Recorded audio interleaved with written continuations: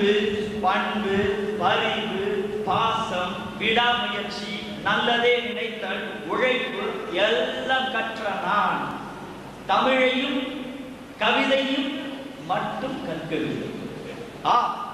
உண்மையில் எனக்கு கவிதையை ஓரளவுக்கு தான் ரசிக்க தெரியும்.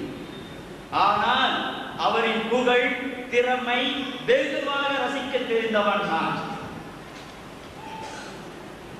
சில சமயம் அப்பா என்னிடம் என் ஆற்றல், புகழ் உங்களுக்கு புரிவதில்லை என்றால் அது உண்மையல்ல. ஏனென்றால் நான் உங்களிடமே அப்பா நீங்கள் மிகப்பெரிய கவிஞர், உங்கள் இந்த கவிதை சிறப்பு, இந்த பேச்சு சிறப்பு என்று கூறுவது, அதுவும் வீட்டிலேயே கூறுவது ஏனோ கொஞ்சம் இடிக்கிறது, கொஞ்சம் நெருடுகிறது. உங்கள் பெருமை, புகழ் மற்றவர் சொல்ல கேட்டு பெருமை அடைகிறோம் நாங்கள், சந்தோஷம் அடைகிறோம் நாங்கள். அந்த சந்தோஷத்தை மட்டும்தான் உங்களிடம் பகிர்ந்து கொள்ள முடியும் எங்களால். அதுவும் நான் அப்படித்தான் பண்ணி கொண்டிருக்கிறேன். அதுதான் எனக்கு சரி. அதே போல் உங்களை பற்றி அறியாதவர்களிடம் உங்கள் பெருமைகளை கூறி அவரை கொஞ்சம் திணறடிக்கும். இதுதான் உண்மை. இது எல்லா பெருமைகள் பெற்றோர்களுக்கும் பொருந்தும் என நினைக்கிறேன். அப்பா என் தாயாருக்கு ஒரு நல்ல கணவனாக, என் சகோதரனுக்கு ஒரு நல்ல அப்பாவாக, என் சகோதரிக்கு ஒரு நல்ல அப்பாவாக இருந்தால் இருக்கிறார், இருப்பார். ஆனால் எனக்கு அப்படி அல்ல. அவர் எனக்கு ஒரு அப்பாவாக, ஆசானாக, தொழில் திறமைகளை கற்றுக் கொடுக்கும் ஒரு நல்ல குருவாக, அம்மாவாக, சகோதரனாக, சகோதரியாக, எல்லாவற்றுக்கும் மேல் மிக சிறந்த நண்பனாக இருக்கிறார். இருந்தால் இருப்பார். ஒரு மிக சிறந்த நண்பனிடம் மட்டும்தான் எல்லா விஷயங்களையும் பேச முடியும், கேட்க முடியும், கலந்து ஆலோசிக்க முடியும். நான் அப்படித்தான். எனக்கும் அப்பாவுக்கும் இடையே அப்படிப்பட்ட ஒரு கண்ணுக்கு தெரியாத நட்பு தான் ஓடிக்கொண்டிருக்கிறது. நான் அவரிடம் எல்லா விஷயமும் பேசுவேன், கலந்து ஆலோசிப்பேன்.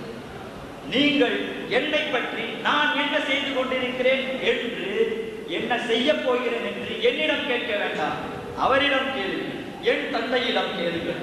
போதும், அனைத்தும் அவர் அறிவார்.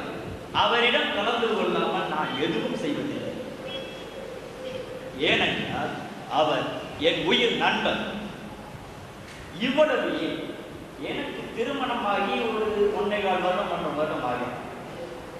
இல்லற சம்பந்தமான சந்தேகங்களை எல்லோரும் மருத்துவரிடம் மட்டும்தான் ஆலோசனை செய்வார், இல்லையா? நான் என் தந்தையிடம் ஆலோசனை கேட்கிறேன். இன்னும் புரியாத சில விஷயங்களை கேட்டுக்கொண்டுதான் இருக்கிறேன். எல்லோரும் அப்படியா என்றால் எனக்கு தெரியாது. ஆனால் நான் அப்படித்தான். ஏனென்றால் அவர் என்னுடைய நண்பர். என்னுடைய சிறு வயதில் சேட்டை காரணமாக அடி வாங்கியிருக்கு. அடின்னா உங்க வீட்டு அடி எங்க வீட்டு அடி இல்லை, சும்மா பின்னி கடல் எடுத்துள்ள. அடித்த பிறகு ஏண்டா இப்படி செய்தாய், இது நல்லது, இது கெட்டது என்று தெளிவாக கூறிக்கொண்டே வீங்கி இருக்கும் இடத்தில், அடிச்சதுனால வீங்கி இருக்கு, வீங்கி இருக்கும் இடத்தில் எண்ணெயும் மருந்து பச்சு தடவை கொடுப்பது. தோளுக்கு மேல் வளர்ந்தால் தோல் என்ற மொழியை என் தந்தை இம்மி அளவும் பிசகாமல் பின்பற்றுபவர். யார் யாரிடம் எப்படி பேசினால் காரியம் நடக்கும் என்று அவருக்கு நன்றாகவே தெரியும். என்னை விட மூத்தவர்கள், சகோதர சகோதரிகள் ரொம்ப நல்லவர்கள். அவங்களிடம் அதிகாரமாக சொன்னாலே காரியம் நடக்கும்.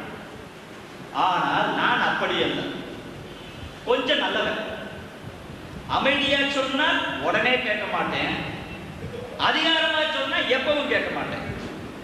அதனால் அவர் என்னிடம் மிக அமைதியாக ஆனால் ஆணித்தரமாக எப்படி பேசினால் இவனிடம் காரியம் ஆகும் என்பதறிந்து வாழைப்பழத்தில் ஊசி ஏற்றுவது போல பேசி பேசி பேசி என்னை பக்குவப்படுத்தி ஒரு நல்ல இடத்திற்கு இப்பொழுது கொண்டு வந்துள்ளார்கள்.